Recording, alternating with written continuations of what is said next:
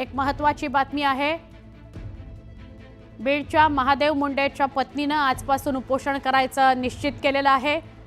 जिल्हाधिकारी कार्यालयासमोर त्या उपोषण करणार आहेत। 16 महिने उलटून गेले तरी न्याय मिळत नसल्याने कुटुंबीय आक्रमक झालेले आहेत। मागचे 2 महिने सातत्याने ज्ञानेश्वरी मुंडे या आपल्या नवऱ्याच्या हत्ये प्रकरणासंदर्भात पाठपुरावा करतायत। वेगवेगळ्या अधिकाऱ्यांना भेटून आलेले आहेत। लवकरात लवकर आरोपी अटकेत जावेत अशी मागणी त्यांनी केली होती, पण न्याय मिळत नसल्याने त्या आक्रमक झाल्यात।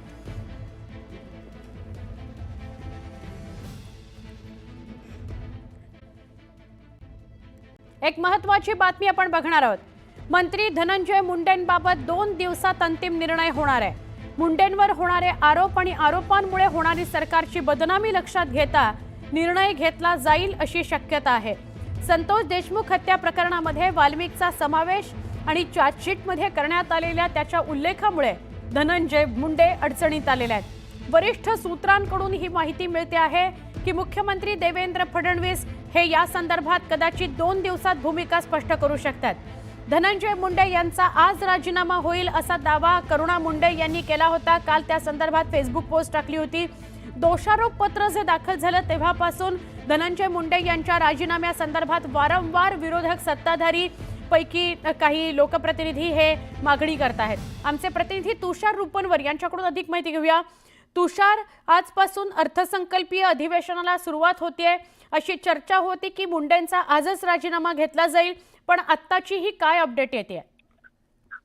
सुवर्णा, आपण जर पाहिलं असेल तर आजपासून राज्याचं अर्थसंकल्पीय अधिवेशन सुरू होत आहे आणि या अर्थसंकल्पीय अधिवेशनामध्ये मंत्री धनंजय मुंडे यांच्या संदर्भातले जे आरोप होत आहेत त्या आरोपामुळे धनंजय मुंडे राजीनामा देतील ही शक्यता वर्तवली जाते।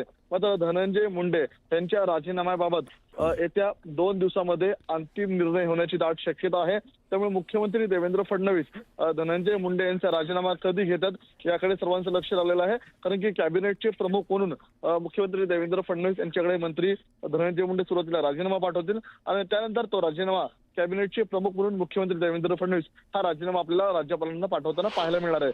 त्यामुळे आजच्या अधिवेशनामध्ये पहिल्या दिवशी मुळात धनंजय मुंडे सभागृहामध्ये येणार का याकडे सर्वांचं लक्ष लागलेलं आहे, कारण की प्रामुख्याने राष्ट्रवादी असेल, काँग्रेस असेल किंवा शिवसेना उभाटा गट असेल, त्या तीनही पक्षाच्या आमदारांकडून धनंजय मुंडे यांच्या राजीनाम्याची आपल्याला संयुक्तपणे मागणी होताना देखील पाहायला मिळणार आहे।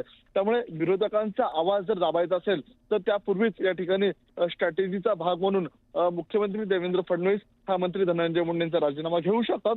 त्यामुळे धनंजय मुंडेंच्या राजीनाम्याबाबत येत्या 48 तासामध्ये अंतिम निर्णय होणार आहे। त्यामुळे धनंजय मुंडे आज किंवा उद्या 2 दिवसामध्ये स्वतःहून मुख्यमंत्री देवेंद्र फडणवीस यांच्याकडे राजीनामा देतात का याकडे सर्वांचं लक्ष लागलेलं आहे। सुवर्णा, नक्की धन्यवाद। आपण सविस्तर माहिती दिली त्याबद्दल। मुख्यमंत्री देवेंद्र फडणवीसांच्या भूमिकेकडे आणि त्या पाठोपाठ अजित पवारांच्या भूमिकेकडे सगळ्यांचं लक्ष लागलेलं आहे।